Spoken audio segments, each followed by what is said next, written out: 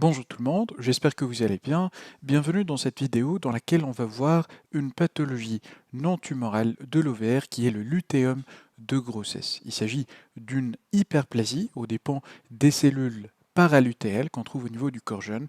Si vous vous rappelez, histologiquement, le corps jeune, il comporte deux éléments, deux couches au niveau de sa paroi.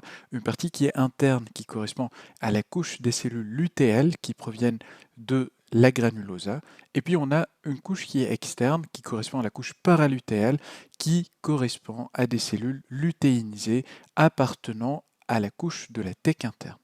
Et c'est aux dépens de ces dernières qu'on aura l'hyperplasie et la formation en conséquence de nodules. Alors ces nodules, on pourra les observer de façon isolée, unique, ou bien souvent ils sont multiples au niveau d'un seul ovaire, et parfois même on peut avoir des cas de bilatéralité. Ça veut dire les deux ovaires vont présenter de multiples nodules et qui sont suspects parfois. Ça veut dire que c'est une entité.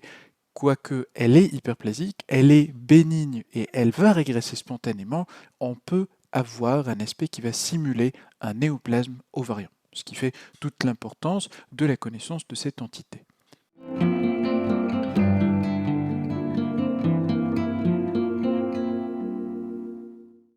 Voilà, donc j'aimerais tout d'abord commencer par ce premier cas. C'est un prélèvement qu'on a réalisé au niveau de l'un des nodules qu'on a repéré au niveau de notre ovaire. Alors on a fait le prélèvement, on a utilisé la coloration HE, et là, déjà, ce grossissement, on peut apprécier un caractère important pour le diagnostic qui est la bonne limitation. Donc on a une prolifération qui est bien limitée, puis après, à plus fort grossissement, on voit que la prolifération elle est faite de nappes diffuses, donc on ne voit pas de formation glandulaire, de structure particulière, on n'a pas de cordon, on n'a pas de travée.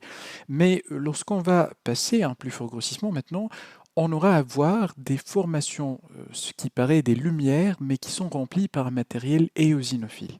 Alors quand on va passer à un plus fort grossissement, comme à ce niveau, on aura la confirmation de cette nature luminale, ça veut dire qu'il s'agit bel et bien d'une lumière qui est remplie de ce fluide, de ce liquide éosinophile qui rappelle en fait l'aspect de la colloïde. C'est pour ça qu'on l'appelle un liquide colloïde-like. En plus de ça, on peut voir que cette ressemblance avec la colloïde ne va pas se limiter uniquement à l'aspect éosinophile colloïde-like, mais on a également ces petites gouttelettes blanches. Ça rappelle fortement l'aspect de gouttelettes de résorption qu'on observe sur un follicule thyroïdien. Et donc on a toute la structure à ce niveau, ça veut dire la colloïde avec les gouttelettes de résorption et aussi les cellules qui tapissent cette cavité. Tout ça, ça va former une structure qu'on appelle une structure follicule-like. Donc ça existe à ce niveau, au niveau de cette structure ici. On voit ça également à ce niveau, ici, là aussi. Et vous voyez très bien toujours cet aspect de ces gouttelettes qui sont assez claires, qui sont en contact des éléments cellulaires. Alors concernant les cellules elles-mêmes, vous voyez très bien que c'est des cellules de grande taille, d'aspect polygonal, avec un cytoplasme qui est éosinophile, d'aspect granulaire au fort grossissement, et puis les noyaux, ils sont de grande taille. C'est des noyaux dotés d'une chromatine qui est vésiculaire parce qu'elle paraît vide ou bien assez claire, et puis ça laisse voir des nucléoles qui sont de grande taille, et donc on va les appeler des nucléoles proéminents. Quand on a parlé des noyaux, on doit chercher également, ou bien on doit discuter aussi les mitoses. Dans cette entité, les mitoses sont absentes, ou bien on doit avoir un taux de mitose qui est faible. Et quand on dit faible, ça veut dire 2 à 3 mitoses par champ au fort grossissement. Alors je me balade, et là je tombe sur une figure de mitose, ici, et puis peut-être, voilà, donc on a une deuxième. Alors c'est un champ qui contient 1 et 2 figures de mitose. Alors normalement on ne doit pas dépasser le seuil de 3, mais il faut savoir que dans la littérature, il y a des cas qui ont été décrits comportant beaucoup plus de mitoses avec des formes qui sont même atypiques. Ça veut dire des mitoses atypiques. Voilà, donc ça, c'est les éléments morphologiques de cette prolifération, rappelez-vous, hyperplasique, donc non tumorale, qui font notre lutéum de grossesse. Alors cet aspect peut prêter confusion parfois avec un état tumoral qui correspond à ce qu'on appelle le TECOM. Et le TECOM, ça va bien sûr être le sujet d'une vidéo à part. Et pour faire la différence, on a une technique, une coloration spéciale qui est la coloration pour la réticuline. C'est exactement ça ce qu'on a fait pour ce cas. Donc on a le même prélèvement, on a utilisé la coloration pour la réticuline, et la réticuline, lorsqu'on va essayer de la mettre en évidence par une coloration spéciale, par une imprégnation argentique, ça prend la teinte noire. Donc on va passer à un plus fort grossissement au niveau de notre prélèvement et on commence à voir ce réseau de réticuline. Voilà, tous les traits qui sont noirs, ça correspond à notre réticuline. Alors la différence qui existe concernant la réticuline entre le lutéum et le técum, c'est que dans le lutéum, le cas qu'on est en train d'observer, les trames de réticuline, ils vont entourer un groupe de cellules et non pas des cellules isolées. Si c'est le cas, ça veut dire si on avait des cellules isolées qui sont entourées par leur trame de réticuline, alors ça va être en faveur d'un técom. Alors ici, vous voyez très bien, donc voilà la trame de réticuline en noir, et au centre, on a plusieurs cellules, et on peut les compter ou bien estimer leur nombre en se concentrant sur les noyaux qui sont assez bien visibles. Donc on voit très bien un nombre important de cellules qui sont entourées par une même trame de réticuline, une même ligne noire qui les entoure. Voilà, donc c'est comme ça qu'on va faire la différence entre un técom et un lutéum de grossesse. Alors je passerai maintenant à un deuxième exemple, c'est la même histoire, et j'ai oublié de mentionner que ce lutéum de grossesse, le plus souvent, on a à poser le diagnostic de façon fortuite. On découvre les nodules de façon fortuite lorsque on va opérer la malade, par exemple, pour une ligature tubaire et que la patiente elle est en période de postpartum, par exemple. On tombe sur ces nodules, on va faire le prélèvement.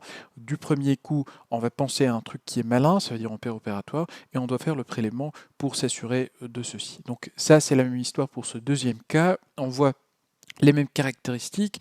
Avec la bonne limitation en périphérie, on voit également l'aspect en nappe diffuse de notre prolifération, de nos cellules qui sont en hyperplasie, et puis on doit chercher cet aspect évocateur, cet aspect folliculaire-like. Il est parfois focal, comme pour la majorité des cas, et on voit très bien cet aspect à ce niveau, au niveau de ce foyer. Alors quand on va passer à un plus fort grossissement, voilà, donc on est sûr qu'il s'agit de ces structures folliculaires avec les sécrétions éosinophiles au centre qui simulent l'aspect de colloïde, le liquide colloïde-like. On a également ces gouttelettes de résorption qui rappellent l'aspect des gouttelettes qu'on trouve au niveau de la thyroïde. Et puis toute la structure ici, on l'appelle un aspect follicule-like. Donc elles sont assez nombreuses au niveau de ce foyer. Donc on voit ça ici, là, là, là aussi. Et puis, bien sûr, si on va passer à un plus fort grossissement, on va observer les mêmes caractéristiques cytonucléaires. C'est la même chose par rapport à ce qu'on a vu sur le premier cas. Alors, ce cas présente une particularité. C'est un phénomène que vont parcourir tous les cas de lutéum de grossesse. C'est ce qu'on appelle la régression. Alors je vais passer et revenir maintenant au faible grossissement et on peut apprécier une certaine différence de teinte entre la partie qui est supérieure avec une teinte essentiellement éosinophile, ça reflète les cytoplasmes, et basophile, ça reflète les structures nucléaires, mais en bas on a l'impression de voir une teinte qui est assez claire, blanche. Voilà. Quand on va passer à un plus fort grossissement pour essayer d'expliquer cette clarté, et là, à ce grossissement, on voit très bien la cause. C'est en fait la création et l'apparition de ces espaces, et on voit très bien que ces espaces, ils sont en train d'entourer des cellules individuelles. Alors ce qui s'est passé, c'est en fait qu'on a une rétraction des cellules qui sont en prolifération. Elles ont baissé leur taille, et ce qui va avoir comme conséquence une création de cette cavité.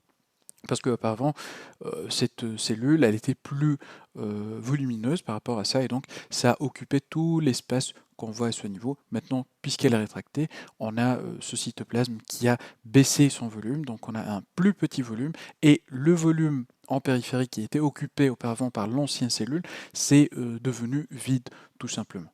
Alors on peut observer également d'autres manifestations, c'est des manifestations qui vont refléter en fait la mort et la souffrance de ces cellules.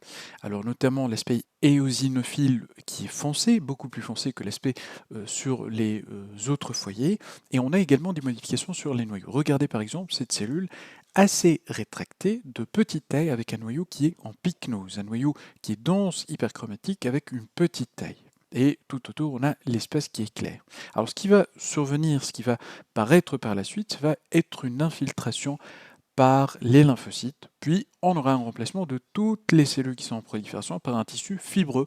Et donc ce fameux nodule, ce lutéum de grossesse, va se transformer en une cicatrice, ça veut dire qu'il va spontanément régresser.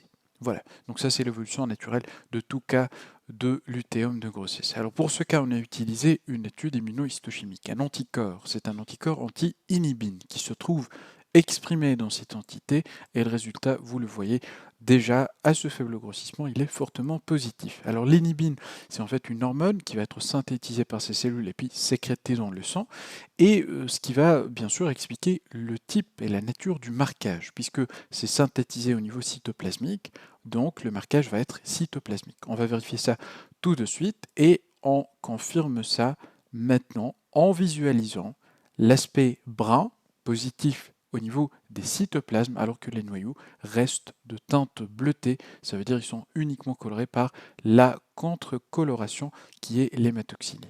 Donc un marquage qui est positif par l'anticorps anti-inhibine. Alors je passe maintenant à la présentation. Donc on était en train de discuter ce lutéum de grossesse. Je vous mets bien sûr en description comme toujours les liens pour les lames virtuelles. Et puis il faut savoir que c'est une condition qui survient au cours de la grossesse. C'est une hyperplasie qui est secondaire à l'HCG et elle peut simuler l'aspect d'un néoplasme. Le diagnostic doit être établi correctement parce que si ce n'est pas le cas, si on prend cette prolifération pour une tumeur, la patiente pourra faire d'autres interventions qui sont en fait inutiles parce que comme on vient de le voir, c'est une prolifération qui va régresser spontanément. Alors concernant l'épidémiologie, c'est une entité qui est rare. Alors on a uniquement 100 cas à peu près qui ont été rapportés dans la littérature. 80% des patientes présentant cette entité, c'est des multipares. Souvent, la découverte, elle est fortuite. Et dans les cas où c'est symptomatique, c'est la virilisation qui va être dans le tableau clinique. Et c'est le cas dans 25% des patientes. Macroscopiquement, on aura observé des nodules qui sont de couleur jaune ou bien orange, de consistance molle, qui sont bien limités, avec parfois des remaniements hémorragiques. Dans un tiers des cas, on aura une atteinte qui est bilatérale. Dans la moitié des cas, c'est des nodules qui sont multiples. Microscopiquement, le nodule, il est soit unique ou bien multiple, bien limité en périphérie, avec une architecture diffuse. Et souvent, on aura à observer ces fameux espaces avec ce fameux liquide colloïde-like, ce qui fait qu'on aura des structures qu'on va appeler follicule-like. Les cellules, elles sont polygonales, cytoplasme abondant granulaire, le noyau central, le nucléole proéminent, et les mitoses typiquement rares à absentes. Bien sûr, on ne doit pas dépasser 3 mitoses par champ au fort grossissement. Rarement, il y a des cas qui ont été décrits avec des mitoses qui sont nombreuses et des formes qui sont atypiques. La régression, c'est quand on va commencer à observer des cytoplasmes qui se rétractent, des noyaux en pycnose. Puis par la suite, on aura une infiltration par les lymphocytes et finalement une installation de fibrose. On peut utiliser, comme on l'a vu, la coloration de la réticuline pour faire la différence avec un TECOM. Quand les fibres de réticuline vont entourer un groupe de cellules, c'est en faveur d'un lutéum, à l'inverse du cas où on aura des fibres de réticuline qui vont entourer des cellules isolées, ce qui serait en faveur d'un TECOM. Alors, concernant l'immunohistochimie, on aura une expression de l'inhibine, de la cytokératine, de la vimentine ainsi que du CD99. On arrive comme ça à la fin de cette vidéo, j'espère que ça a été utile et on se dit à très bientôt.